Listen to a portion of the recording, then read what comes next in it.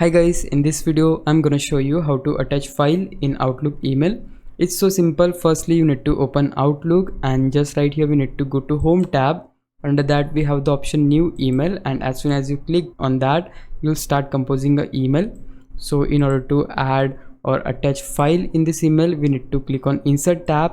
Then here you have the option for Attach File, and once we click on that, here this option will pop up, Browse this computer. So click on this. If your file is on your computer, then navigate to the folder where your file is. Mine one is in this folder, and the file I wanna attach is this one right here. And you can attach multiple files if you want. You just need to select all of them and just click on open. And yep, at this point you have successfully attached your files in Outlook email. Also, if you want to type anything in this email body, you can type that. You can add a subject, enter the email address of the person whom you want to send this email, and just click on send. But yeah, that's it. This is how you can do this. If you found this video helpful, please leave a like, consider subscribing my YouTube channel. I'll meet you in the next one. Bye bye.